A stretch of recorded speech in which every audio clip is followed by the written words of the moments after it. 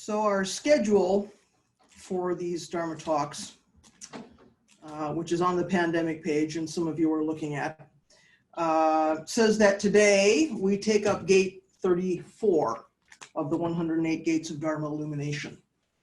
So as you know, we've been going through these gates from a larger text called the Collected Past Deeds of the Buddha.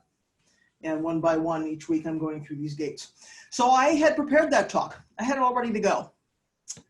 And at 3 o'clock this morning, after another evening of watching the national unrest, I realized that was not the topic for today. So as if, one national disaster wasn't bad enough, suddenly we had two. And I thought gate 34, inhibition of self-conceit, is not the topic for today. Job one of the Bodhisattva is not to look away. You've heard me say this many times. So that means that our national suffering in all of its permutations is on our minds this morning as Bodhisattvas, and we ought to talk about that. So today I am not talking about gate 34. We'll do that after the workday. You may know, some of you that know me a little bit, you may know that I grew up in the Twin Cities. I spent nearly 50 years living in the Twin Cities. When the violence broke out there in this last week, I started pulling up maps. I went online, I went to local newspapers, I started pulling up maps because I wanted to know where this stuff was happening. I know those streets. I lived in that area. So that story is pretty close to home for me. I still know people who live there. And I'm looking at their Facebook because I wanted the immediacy of knowing what was going on in their lives because they're there, right? So they're posting stuff on Facebook like, I'm hearing gunshots and helicopters all night long and I haven't slept in 3 days. They're saying things like, I hear explosions, I smell smoke here at my house. One person said, there's a big police truck driving up and down my street with a loudspeaker telling everyone to get inside or we're going to be arrested. I thought COVID-19 was making our lives strange enough. And then I'm reading and hearing this from people I know, and this is their life. We already can't buy staples at the grocery store. We already go around with our faces covered when we're out in public. We're afraid to touch anything. It was already kind of surreal enough, right? Like we're going to wake up soon and somehow it's a bad dream and it's all going to be over. And now I'm picturing my hometown hunkered down again, because it's not safe to go out for a whole new batch of really scary reasons. So here's what my friends up there are being told by their neighborhood organizations in the midst of what's going on. They're saying, take everything off your lawn because your lawn ornaments and anything that's out on your lawn could be used as a weapon. They're saying, take in your trash cans so nobody lights a fire in them and uses them for arson. They are saying, leave your lights on, like all the time. They're saying, leave a second-story window, not a first-story window, but a second-story window open so that you can hear people coming. They're saying, stay inside because even if you're an innocent bystander who is doing patrol for neighborhood watch, the police can't tell the difference between you and an agitator. You could get hurt, right? They're saying, if you hear gunshots, move to an interior room in your house. You just think, what world are we living in? I mean, this is, a place where I grew up. This stuff doesn't happen here, right? This is the stuff that happens somewhere else. This is the stuff that you read in the news. It happens in Central America. It happens in the Middle East. It happens in the movies. It doesn't happen in your hometown. Well, of course, no place occupied by human beings is immune from this stuff, right? This goes with the human condition. Causes and conditions lined up just right somehow for the conflation, the coming together of all of these sources of suffering that happen to be, going on right now. We have, of course, mass unemployment because of the COVID and everything closing down. So, we have young people and other people with not a lot to do that can be out there kind of wandering around. We have repeated incidents of police violence. You read the news, you see these things happen. I mean, right or wrong, we don't know all the circumstances, but somehow there is some suffering associated with our criminal justice system.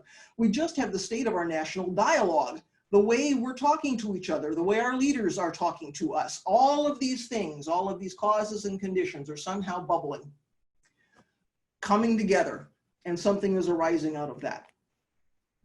I've got to think that without the pent-up anger and fear and fatigue of the whole pandemic shutdown, that the collective reaction to the death of this man in Minneapolis might have been different.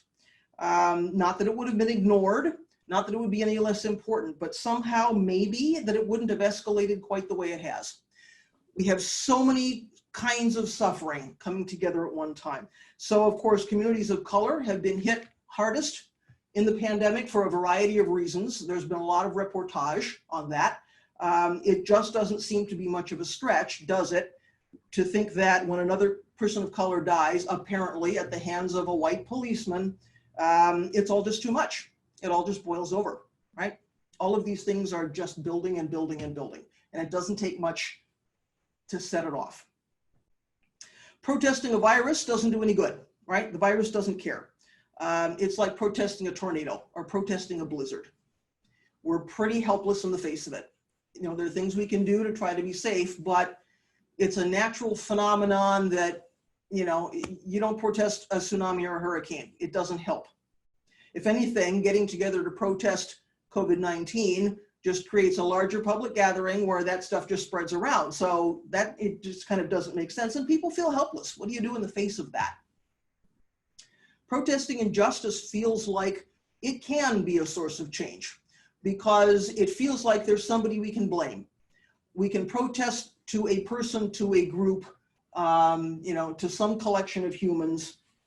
And interestingly, change can happen out of those kinds of protests and public action because usually the leadership wants to ratchet down, wants to de-escalate. So it's going to try to make some change in order to de-escalate. Doesn't seem to be what's happening today. And we don't need to go there, right? But the circumstances are different. This is how change can happen in a society. And so this is what goes on in the human condition, right? Circumstances like this can also be a good excuse or a convenient outlet for just an expression of the general kind of pent up public unhappiness and public suffering. One thing can start it and a lot of things can feed it. And it goes, you know, human suffering has no end. We can find lots of reasons to protest, right?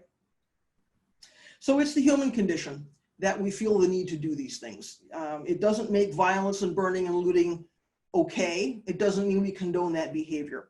But as fellow humans, I think we can certainly understand how anger and fear get started and how easily those flames get fanned, right? We've all had some incident in our lives where suddenly there's something there, and my goodness, it doesn't take much to really get that going and get that flame really burning. So one can imagine that people who feel oppressed, people who feel like their suffering is systematically ignored, want somehow to share that suffering with others.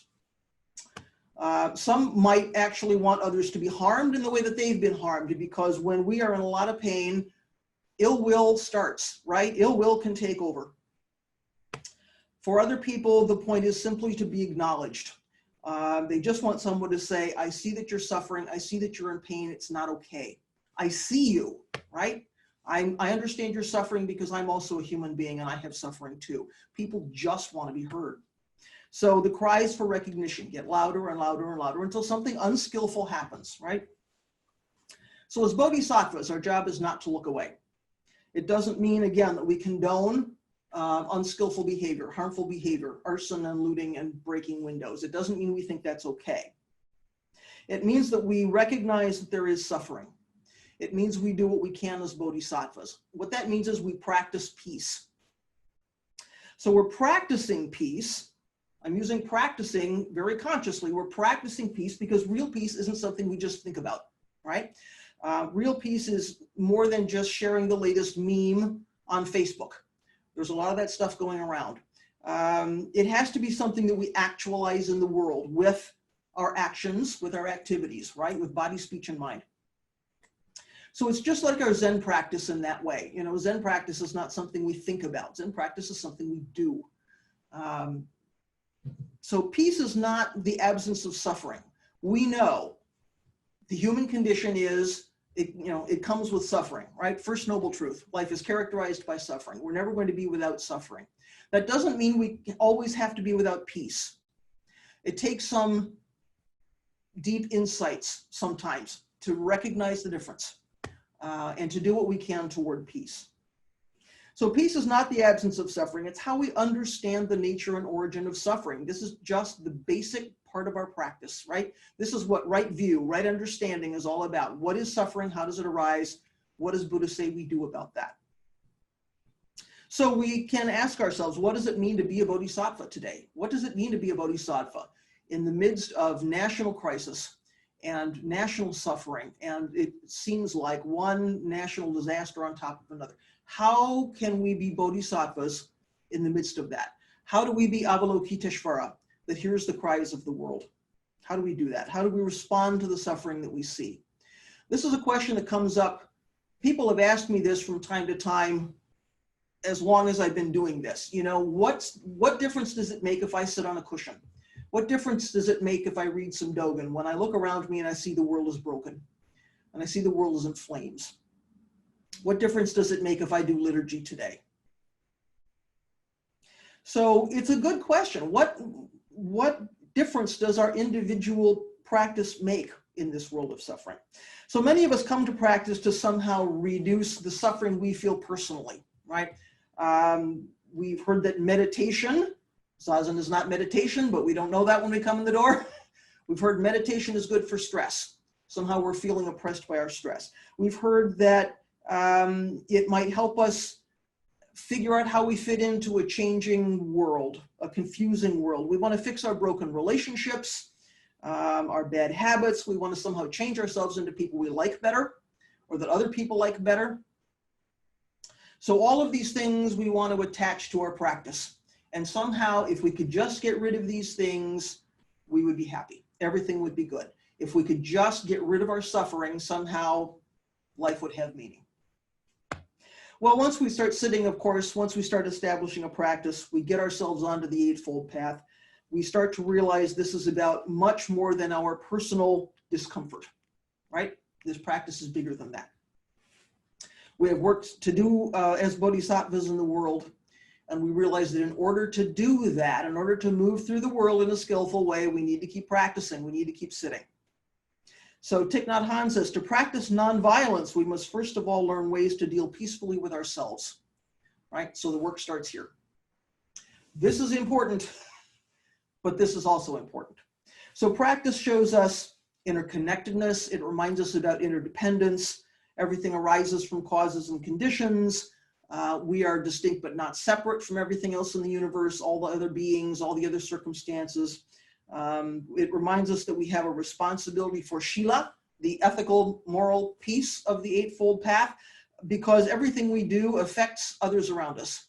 So because of that non-separation, even the smallest things we do are not separate from the total dynamic functioning of the universe. And that feels like a big responsibility, right? In order to do that well, do that skillfully, we need to practice. So everything we do moves the world toward either wholesomeness or unwholesomeness. We get to make a choice on a moment-by-moment basis. What am I bringing into the world? Am I moving through the world with wholesomeness? Am I moving through the world with unwholesomeness? If we engage in unskillful action, we're perpetuating our own suffering, and we're probably perpetuating suffering for other beings or for other people. If we keep from engaging in unskillful action, then we're heading off that unwholesomeness, or we're heading off that suffering, right? So if we actively take skillful action, we're bringing wholesomeness into the world. That's, so half of it is, what are we actively doing? The other half is, what are we heading off? Are we heading off suffering and unskillfulness? So we might think of wholesomeness and unwholesomeness as good and evil, or as peace and suffering. Characterize that in whatever way is useful to you. But this word wholesome, I think, is really helpful because it points us back to this one unified reality. We're talking about something which is whole. So, it points us back to this teaching that there is nothing outside the Buddha way. That includes all the things we don't want to see, all the things we don't want to acknowledge, all the things that bother us and we find disturbing, all the people we don't get along with. There is nothing outside of the Buddha way. There is nothing outside of this one unified reality. So a word like wholesome really starts to make some sense. The reality is that there is no separation between any one form and another, or between form and emptiness. We sometimes forget that, or we don't see it, or we choose not to see it, right? But nonetheless, that is the reality. So when we forget, we have disintegration, right? Things come apart, things break. So they're not whole. We've lost wholesomeness somehow. This is why wholesome is a really helpful word. So if we're not seeing clearly, if we're forgetting about non-separation, things disintegrate. They come apart. So what that means in our daily lives is that we act based on partial information. We're not seeing the whole picture, or we're not remembering maybe the whole picture, right? So there's small self and there's universal self. There's interconnectedness, there's interdependence. If we're not seeing that whole picture, we're acting on partial information. Something has disintegrated. It's very difficult then to take skillful action. So, we don't take into account the whole picture. We just see what we want to see or what we're able to see, right? So that's delusion. Delusion leads to suffering. This we know. This is the basic piece of our practice. So seeing through delusion, seeing through three poisonous minds, allows us to reintegrate all those aspects of our lives and see this one unified reality for what it really is. We get to bring things back together. We get to bring things back into whole. So that's wholesomeness, right? Or healing. We can think of that as healing. So where there's suffering, there's brokenness. And if we can bring things back together, maybe we move toward healing. So something that's broken apart is made to seem separate. It seems to us like we've got distinct things, separate things. But the reality is that nothing is actually separate. So that can't really work, right, as a basis for living. If we see everything as disconnected, that actually isn't reality. It's not the entire story. So yes, things are distinct, but they're not actually separate. So if we're only acting on that piece of information, we're not seeing the whole story. We can't possibly take the best action. So we're not really functioning in alignment with reality. We're not seeing the whole thing. So the way we work with suffering is not to ignore it, not to push it away, but to completely accept it and to completely acknowledge it. And what that does is integrate it, right? We'd like to cut it off and say that doesn't exist. It's not my problem. That's not about me. Well, the reality is there is no separation. So in our practice, can we reintegrate? Can we let the whole world in? As difficult as that is, as painful as that may be, integration or reintegration is a big piece of what our practice is all about. So again, that doesn't mean we decide that suffering is okay. It doesn't mean we condone toxic behavior or harmful behavior. It doesn't mean we just have to live with it. Oh, well, I see all this suffering and my job is to accept it and that's enough. It's not enough, right? Buddha never said we shouldn't do something about suffering. In fact, of course, we know he spent his entire teaching life telling us what to do about it. He didn't say, see that they're suffering and then walk away, or see that they're suffering and, take it in, but just hold on to it. He says, see that they're suffering because that's the first skillful step in doing something about it. We'd like to turn off the news, right? We'd like to shut down the computer, put out the newspaper. I'm sorry, all of that suffering is part of our lives because we're here. So not looking away is hard, right? There is so much suffering out there. There's so much suffering out there all the time, but lately it seems like there's just so much suffering, we're fatigued. It's hard to take in anymore. Every time we turn around, there's something going on. So, it's fatiguing because our brains say suffering is not normal. Somehow normal life should be a life without suffering. Buddha says suffering is completely normal. The way we deal with it is not to turn our backs on it, not to write stories about it, not to play with it, encourage it, ignore it, right? Simply to accept it, to become intimate with it, and to see it for what it is. Because that's how we see how it arises. And that also means that we know what to do about it. So we begin by doing Zazen, maybe for our own benefit, to relieve our own suffering, to become intimate with our own suffering and how our own suffering arises, where we're stuck, what delusions keep coming up, what obstacles, hindrances keep coming up for us. But then we see that there's something much, much larger going on, that we're not just doing this for ourselves. And in fact, it's kind of not possible, right? Because of interdependence, because of interconnection, because of no self, it's really not possible to sit purely for our own, to deal with our own suffering. And we know we're back again to Zazen is good for nothing, right?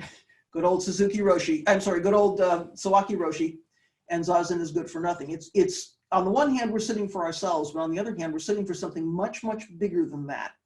So when we see clearly what reality is actually about, we stop acting in ways that are out of alignment with that.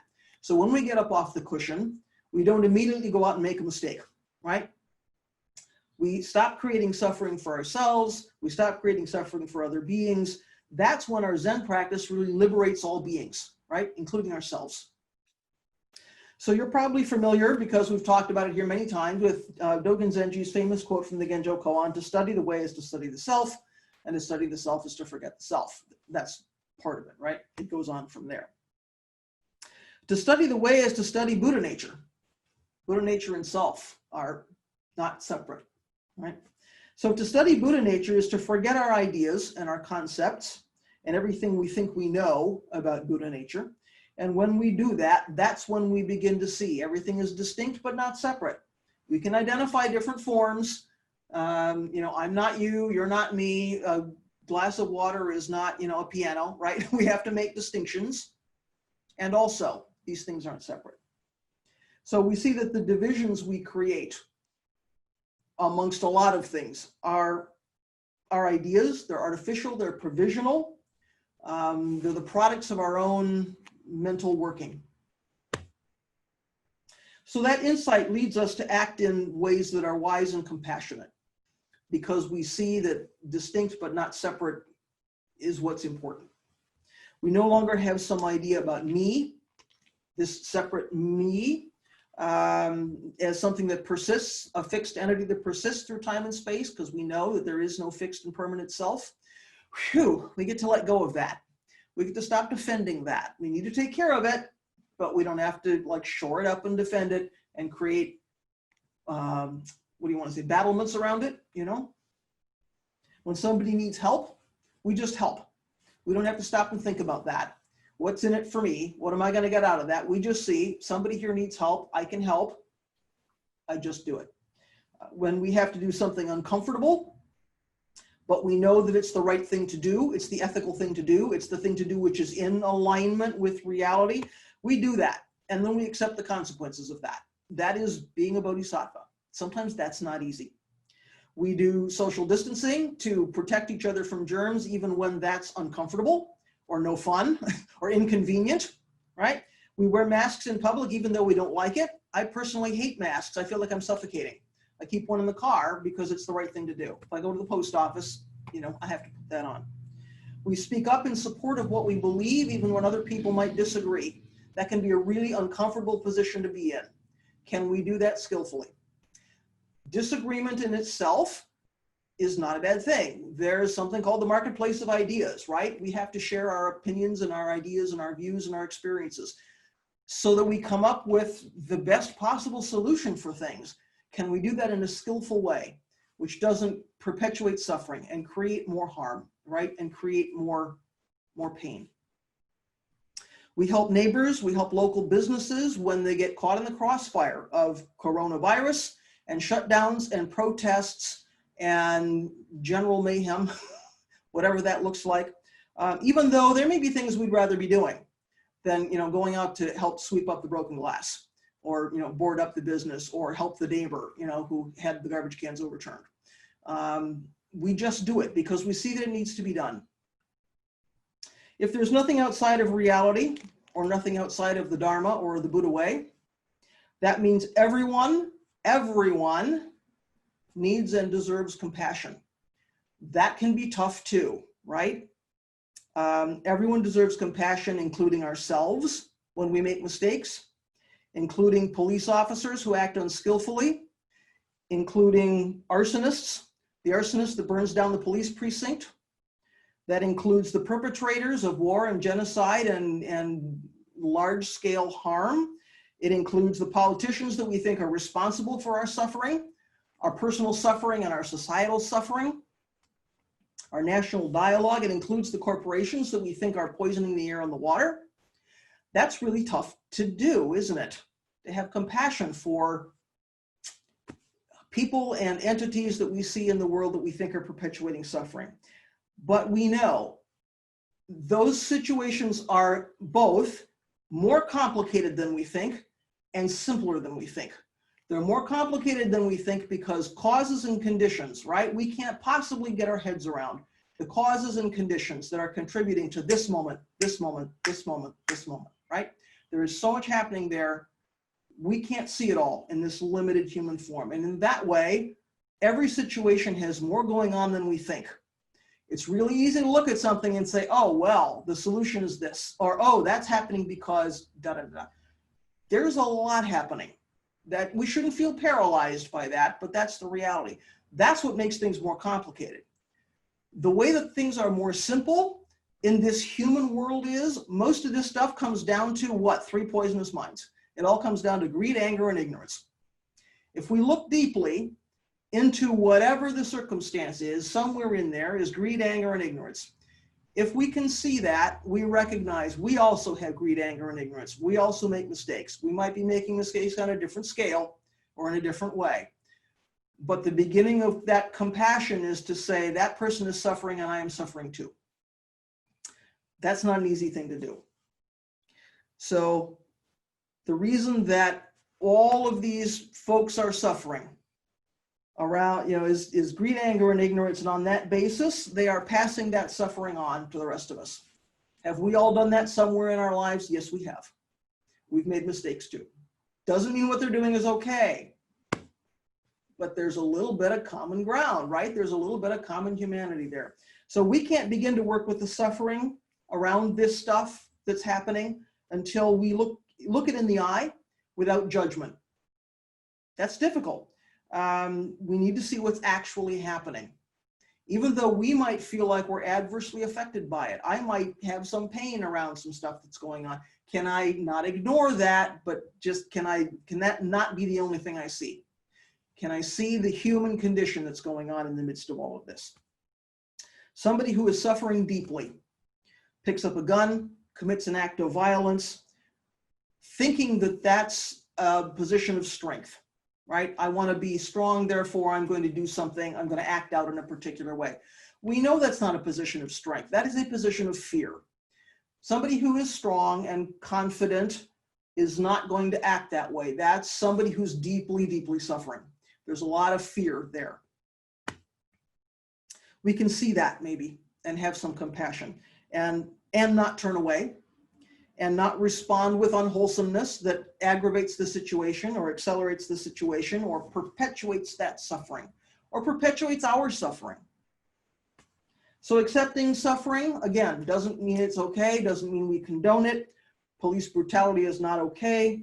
Burning down a police precinct is also not okay. Doesn't mean we just decide to feel sorry for the perpetrators and let them off the hook. Oh, those poor people. Yeah, they're tearing up my hometown, but hey, they're suffering, so That's not what's happening here. It means we put aside our ideas about what's happening, what we think is happening. We look and see clearly what's actually happening. We recognize causes and conditions that have led up to whatever is happening, and then we can respond skillfully, or as skillfully as possible in that moment. So as Bodhisattvas, we have vowed to free all beings. However, of course, responding to the cries of the world, like Avalokiteshvara, doesn't mean we can sort of wave a wand and magically fix everything. That would be nice. That would be a sort of a Pollyanna stance. I'm not here to say we can do that, or that our practice will magically fix everything, because we know that it won't. We can't take away the world's suffering, kind of just by waving. The reason we have the 2 practices of vow and repentance is that we know our practice will never be complete. There will always be suffering. There will always be one more thing we can do. There will always be one more thing that's out of our reach. That doesn't mean we don't do anything, because we can feel paralyzed, right? There's so much suffering. There's so much to do. What difference does my little individual practice make? I can't possibly fix it all. I don't know where to start. I'm not going to do anything. Is that the Bodhisattva way? I don't think so. We simply use our particular circumstances, whatever they are, to help others in whatever way we can do that. It might be something big, but it might be something very, very small. We all have talents, we all have skills, we all have resources of some kind. There is something we can all do to contribute. We can look closely at the suffering we find, we can determine what the skillful thing is that we can do, right there in that moment. We can determine what skillful action looks like. We might be able to do something concrete like pro bono work or volunteer time or give money or give things or whatever. That's good. There's nothing wrong with that. If we can actively contribute to alleviate some kind of material suffering, that's good. That's great. There are lots of opportunities to do that, now and forever, right? But being aware of what's going on for us, being skillful enough not to create and perpetuate suffering in our own lives, that's also Bodhisattva activity. We don't have to, fund the new hospital wing in order to act as Bodhisattvas. It can be very, very simple things. Something as simple as not indulging our own selfishness, not indulging our own anger, not giving way to our habituated thinking that no longer serves us very well, right? We've realized maybe I have this thought pattern. I respond to things around me in a certain way. That's not how I want to continue to respond to things. I'm going to try to make a shift. I'm going to see through that delusion. So the next time this thing comes up for me, I recognize it, I investigate it, I integrate it, and I act skillfully. That small moment of insight is a big Bodhisattva activity. Don't discount it, right? Practicing diligently, we get to see through our illusion, our delusion. We get to manifest our awakening, whether we're locked down at home or we're out in the world. It all counts, right? It all counts. So when we do this, at least we don't break relationships. We don't perpetuate separation or create separation. Doesn't mean we become doormats and let people walk all over us and light our trash cans on fire and do whatever. Sometimes we need to speak up. If we see suffering in the world, we see injustice in the world, we see something that we think we need to call attention to, sometimes pretty darn forcefully, that can be Bodhisattva action. Can we do it skillfully? Can we do it without hatred and anger? That's the challenge, right? It's so easy to get triggered. Can we stand up for what we believe in? Can we stand up as Bodhisattvas? Can we say what we need to say? Sometimes quietly, sometimes not quietly. I have Dharma brothers and sisters who chain themselves to fences in robes. There are things sometimes that we need to do. It's different for every person. I'm not advocating that you go out and do that, right? I know people who've participated in demonstrations and marches wearing roxus and all of that. If that's your calling, great. If it's not your calling, don't think there's nothing you can do. Sit on the cushion for 50 minutes. That's Bodhisattva activity. The key here is motivation. Are you motivated by indulging the small self, or are you motivated by wholesomeness? Are you going out in the world to take some action out of greed, anger, and ignorance, or are you doing it because you're moving yourself and the world and everything around you toward wholesomeness, reintegration, healing brokenness, bringing stuff back together? What are you spreading along this web of interconnectedness?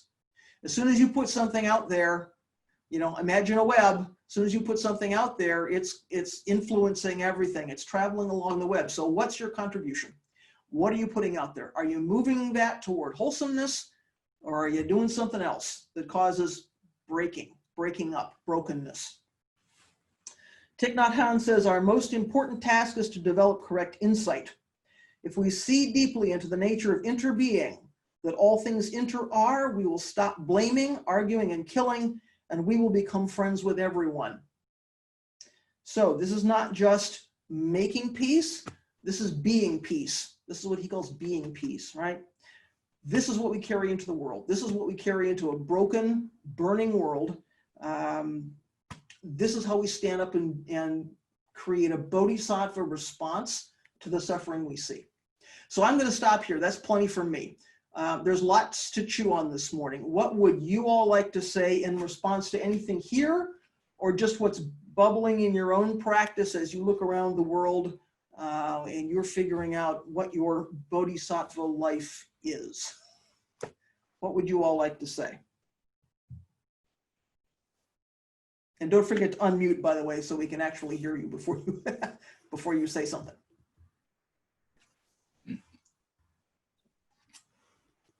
I'll say something. Okay, please do. I'm awful glad you went this direction today, Hoko. I understand your sentiment and watching your town burn, so to speak. But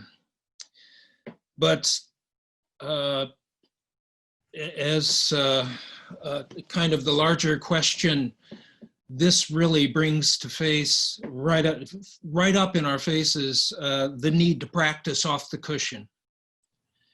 And when we commit this, when we come to this practice, I think we need to commit to a kind of bold or bald face confrontation with suffering, to really experience it, as you say, not turn away from it. But it also needs to constantly have within the back of our minds, within a framework of our vows and the Eightfold Path. And from all that, an attitude of no negotiation. I remember years ago practicing with my first teacher, one of her talks was about what we do when we first start practicing is, and before it really becomes part of our being, is we do a whole lot of negotiation. Am I gonna sit now? Am I gonna go to the temple? You know, I'd rather have breakfast right now. Let's not practice. I'd rather do this. But to finally take it up with an attitude of no negotiation, I think allows for that sense of wholesomeness. That's when I really like the way you put that emphasis on disintegration as opposed to wholesomeness. Disintegration is unwholesomeness. And it just kind of hit me, okay, that's another way to digest that. So I really appreciate this talk today. Thank you. Oh, thank you. Well, I love this non-negotiation because because you've been, you've heard me before every session when we've got the people, in the room and we're doing the orientation and I'm just about to ring the first bell. And one of the things I always say to folks is this is the time to put aside trying to convince yourself about doing session. I said, you've already had that conversation with yourself. You made the commitment to be here. So you don't need to be second guessing all the time. Am I going to sit this period and, do I go home now? It's like you made the commitment. So just be here. So I think that's really interesting, the non-negotiation, because I think you're so right. And not only in the beginning of our practice, I think it goes on forever. Yeah. Well, I don't really feel like being in the Zendo today. I know for a lot of people, well, I shouldn't say a lot. I know there are plenty of people who say, I want to take on, name the officership, Doan, Jikido, because it means I'll get into the Zendo. I want to make sure I have some responsibility because it will get me onto the cushion. And so it's like, we're still negotiating. So it's interesting to come at our practice with this idea of non-negotiation. It's like, yeah, we did that already. We took the vow, whether we took it formally or not, we took the vow. Right. Yeah, I think that's right. The whole, I love that disintegration thing myself.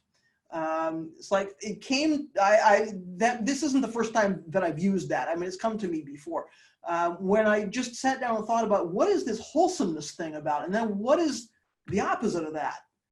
When things aren't wholesome, what does it look like? Disintegration. Things are broken, things have fallen apart somehow. And it has such a direct connection to non-separation and all the various permutations of non-separation in this practice. I just think it's a helpful approach. So I'm glad it was helpful for you as well. I'm sure. Now we're going to hear it in your teaching too. Yay. What would others like to say about anything this morning or anything else? It's Candace, right? Please. Are you there? You're unmuted. Thank you. Yeah, thank you so much. It's really nice to be here with the Sangha. You should tell people you're in... I'm in Belgium. Belgium, not Denmark, Belgium. Yeah, thanks. I just have a bit of a confusion. Maybe it's an older koan for me. Maybe you've talked about this a lot before. And so on the one hand, you know, we have our Bodhisattva vows, this strive to do good, work for the good of all beings. So I have this question of how can we do that and yet at the same time have a Zen practice that we're not like, where we're not bringing up this gaining mind and trying to put it in the service of a specific result. Yeah, well, that's a huge question, isn't it? That's a question that never goes away. So in this particular Dharma family, we talk a lot about vow and repentance, two practices of vow and repentance. So we take these vows moment by moment, or in a big way or in a small way. We're going to, you know, help all beings, enter all the Dharma gates, you know, do everything there is to do. And we also know that in this limited human form, we cannot possibly come to the end of that. There is no day where we're going to say, there, I've done it all. So because of that, we also have to do repentance. So repentance is not about, oh, I'm a terrible practitioner. Oh, I'm a terrible person. Repentance is only about, I recognize those vows don't have an end. So if we are vowing to do all of these wonderful things as bodhisattvas, it does mean we have direction in life. And that's important. We're headed towards something. So we can look at that in one way and say, yes, that's a goal. My goal is I'm going to save all beings. You know, I'm going to enter all the Dharma gates. I'm going to learn everything there is to learn. You know, we have direction. We need that because without it, we won't get on the cushion, or we'll wander, or we'll do, you know, the kinds of things that Hoshin is talking about. We're going to renegotiate every day. You know, do I practice today or not? What's different is what's driving that. Am I doing that practice solely so that I feel comfortable, so that I shore up the small self, so that my small self gets its cravings and aversions met? Or am I doing that really for all beings because I recognize three marks of existence? You know, because I recognize interdependence and I recognize everything's changing and I recognize there is no fixed and permanent self. Is that what's driving? Now, having said that, there are almost no human actions that don't have some little bit of self-interest. It's, you know, it's pretty much impossible. This is, again, why we have vow and repentance. It's really not humanly possible to take some action which doesn't have something in it for me, even if that is, am I not a great practitioner because I'm saving all the beings, right? So it's impossible to completely remove that. Our practice is about seeing deeply into that. Am I truly motivated by something larger than small self and self-clinging? Am I motivated by something larger than five skandhas clinging to five skandhas? For, you know, for all of us, I don't think there's any time we can say that's not a spectrum. You know, maybe I'm 9.5 today on my all being spectrum, and maybe tomorrow I'm at 5, you know, it's all, how much is about me and how much is about beings? We can't get rid of it completely. The best we can do is recognize it and use it, because if I'm self-clinging, I get to see how others are self-clinging. If I see my five skandhas clinging to five skandhas, I get to see how the person who burned down the precinct is five skandhas clinging to five skandhas. How can we make use of that? Because this human condition is the ground of our practice. This is all we have to carry out bodhisattva work. We have nothing else. I mean, in a way, right?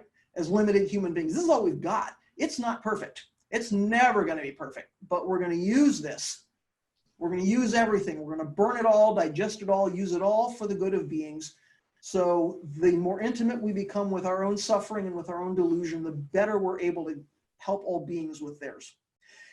That's a big question with a very short answer. Does that help for today? Yes, that helps for today, yes. Okay. Keep following up, because believe me, that's not going away. Yeah. We run into that, like, that's our human life. It's a very good question. No problem. Other comments, questions, reflections from people this morning?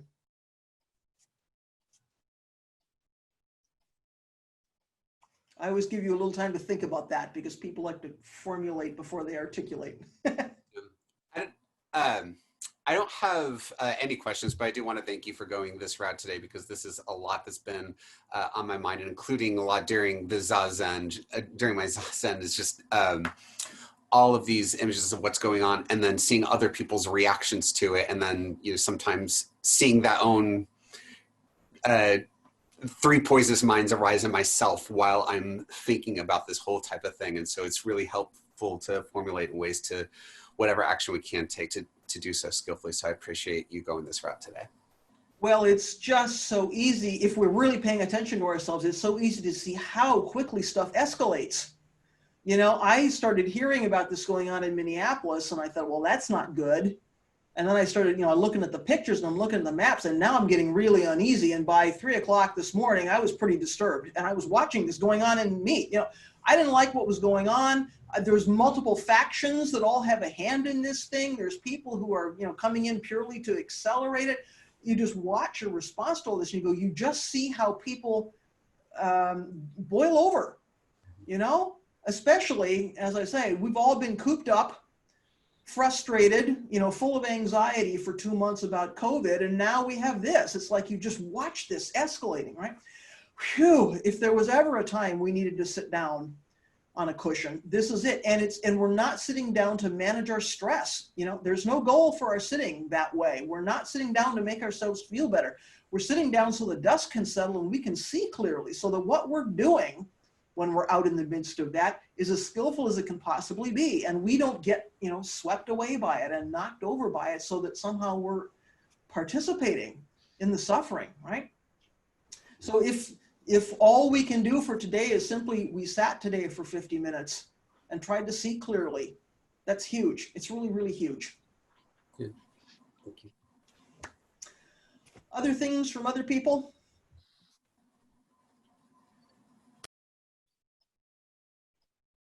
Okay.